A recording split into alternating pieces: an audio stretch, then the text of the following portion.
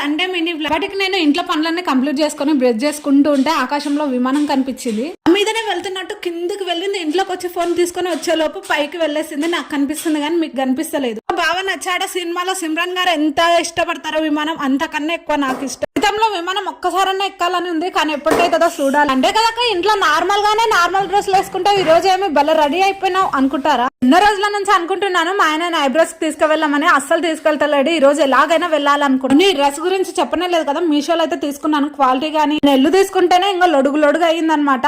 కుట్లు వేసుకోవాలి. పూజా రూమ్ లోకి వచ్చి శివయ్యకి అభిషేకం చేపించి ఈ రోజు అయితే నార్మల్ గా ఇలానే పెట్టేసుకుంటాను. ఇంకా సూర్య భగవాన్ ఆదివారం కదా, పోస్తుంటే మా పెద్దోడు తెలియకుండానే వీడియో తీసిండు కదా అని పెట్టేసా. ఇలా అయితే పూజ సింపుల్ గా చేసుకున్నా. సండే కదా, నైవేద్యంగా ఏం చేయలేదు కదా, సండే కదా, చక్కెరనే పెట్టేశాను అనమాట. ఇంకా టీ పెట్టేసి మా ఆయనకి ఇచ్చి నేను కూడా ఎండలో మంచి కూర్చొని టీ అయితే తాగా. ఇదండి ఇవాళ సండే వ్లాగ్. మీదెలా గడిచిందో కామెంట్ చేసేయండి.